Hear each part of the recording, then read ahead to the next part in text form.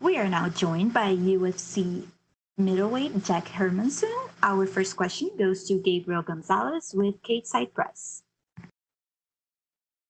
Hey Jack, you said you were hi. You said you were very happy that you ended up getting a fight with Kelvin after the Weidman fight was canceled. Can you just explain a little more about why you like this fight a lot more?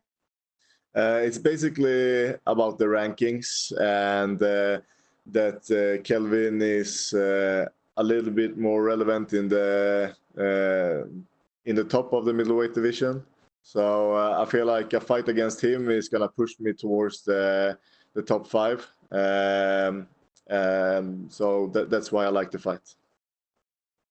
This is going to be a big 2 weeks in the middleweight division. Obviously, your fight. Then you have next week Darren Till, Robert Whittaker. Is there more pressure to have that big, exciting performance, a big finish, because you want to stand out amidst all these fights going on? Yeah, not just now. I feel like the pressure is there all the time, man. I put the pressure on myself, and I know what my goals are. So I don't feel more pressure now than before, but the pressure is always there. What does Kelvin bring to the table that makes him a dangerous opponent? I think Kelvin brings very dangerous hands. I think that's his most dangerous weapon. But he also has a wrestling background, so he can handle that as well. And he has a black belt in jiu-jitsu, so he's an all-round fighter. And he's fought some of the best, and yeah, he's done very good. So he's a top fighter. I think his hands is his most dangerous weapon. And do you have a prediction who wins between Till and Whittaker next Saturday? Super hard to predict, but I give a small edge to Whittaker, just because he has a championship background, being a multiple-time champion. So I think that Whittaker will edge that one out. Thank you, Jack. Good luck. Thank you. Our next question is from Gabriel Pengelengen with Dojo Drifter.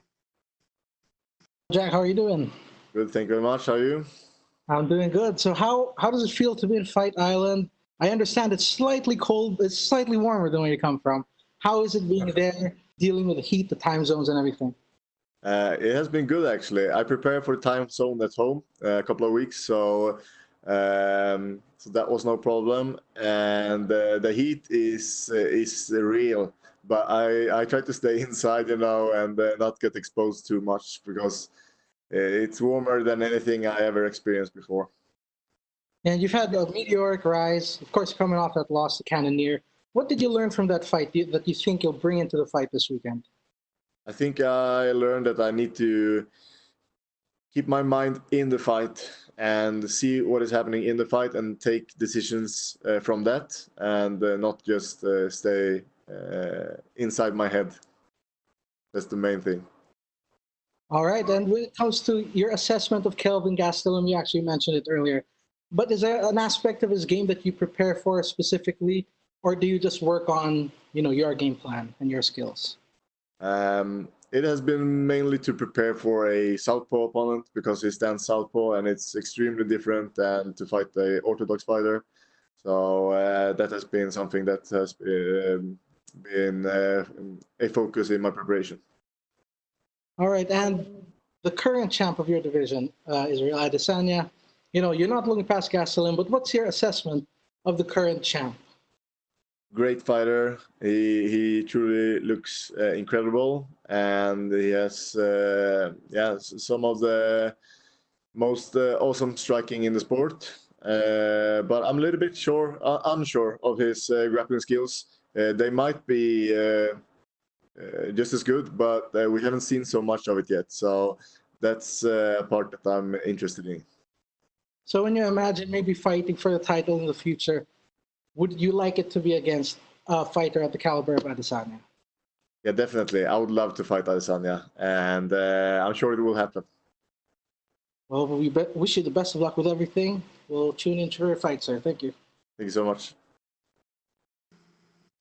Our next question is from Jay Anderson with Kate Side Press.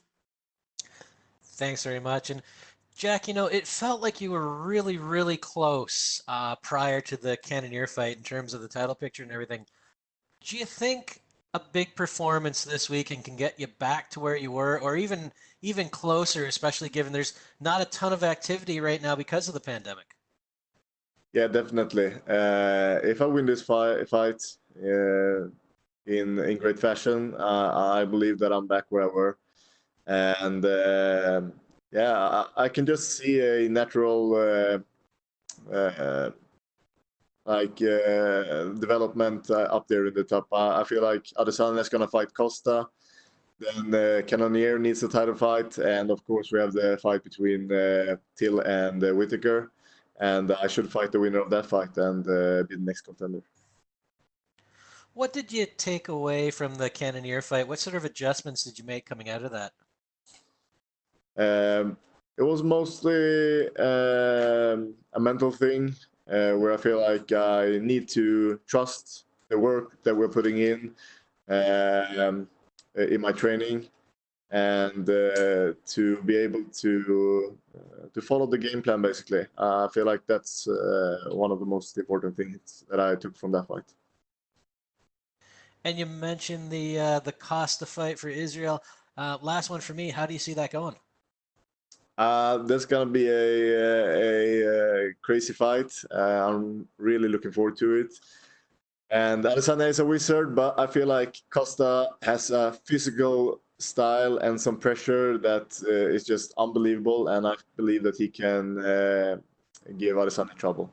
I give a small edge to Costa in that one. All right, thanks very much. Best of luck this. Thank you. That's all we have for you today, Jack. Thank you. Thank you so much.